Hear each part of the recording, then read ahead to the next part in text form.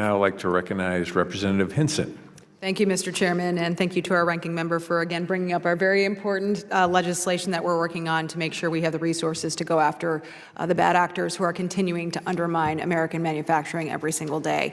I want to talk a little bit more about that undermining and things that are happening literally in our own backyard, things that are gaining traction, including new technologies like self-driving vehicles. And this year, a company called Zoox announced plans to deploy autonomous vehicles in our nation's capital. Imagine why they'd want to be right here in Washington, D.C.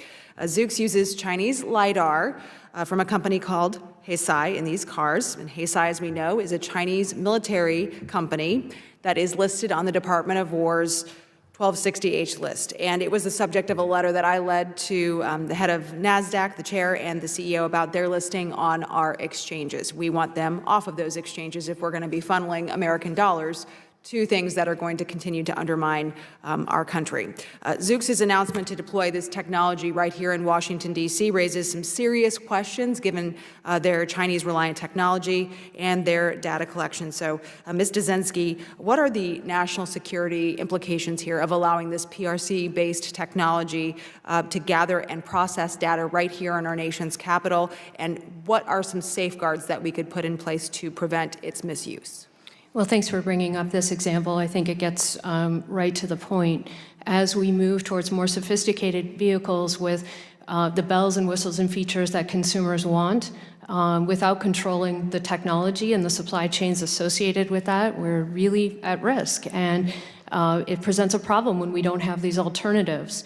We need to be very, very careful about allowing this technology to operate in any way. The LiDAR is a particular example, which is concerning because of its surveillance capacity and what might be done with that data. I think we need to look at some prohibitions on this. We also need to look at what is required to bring other solutions to the market. What can we be doing to advance our own ecosystems for alternatives? Yeah, that was going to be my next question, is not only how do we keep the bad actors out, but then how do we keep them out of our auto supply chain entirely? Is there any insight that you would have? Just obviously they're in the LiDAR sector, but it goes deeper than that. Well, I think we need to look at what comes out of the connected vehicle rule and what implications that has for pushing decisions in the supply chain in a way that's more aligned with our national security. And by that I mean, how do we incentivize the private sector to either develop alternatives or look for alternatives, because it's simply too much risk to allow these into our country. The other thing we could think about is some sort of national registry, just to get a handle on what Chinese tech is coming into this country. It's something we talked about in the context of TikTok, but could be applied more broadly.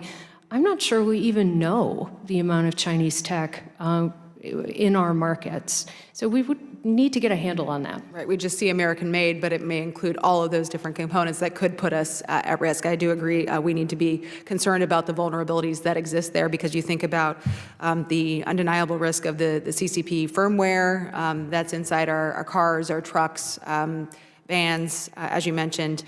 In the agriculture sector, big in Iowa, obviously, we've got a lot of that incorporated into our parts, and if they are able to remotely turn on and off these drones that are providing fertilizer to our fields, that's highly concerning as well. We saw that happen with some of the equipment that was stolen with the Russia and Ukraine conflict as well. So, Mr. Parton, I want to touch on something that was in your testimony, a key line that certainly made the hair on my arm stand up. But why would the CCP ever fight the U.S. when it can simply turn off their systems, right? And I think about that risk. So given China's brazen efforts to directly hack into our infrastructure, which they've done successfully, as we know, Operation Volt Typhoon and Salt Typhoon, what could a cybersecurity threat look like if our cars, our trucks, our buses, our train cars that millions of Americans use every single day are targeted and hacked? Well, at a time of tension and war, that means your entire transport and logistics system comes to a halt, with, in effect, and rendering you unable to resist whatever the Chinese are doing. I think it's as simple as that, and that is why the cellular module is absolutely crucial. So this is a safety issue for the American people. Would you agree? I think it's an existential issue as much as going beyond just the idea of safety. If your country is totally vulnerable to the Chinese in that scenario, they've won. Scary thought. Thank you for your time to all of our witnesses, and I yield back.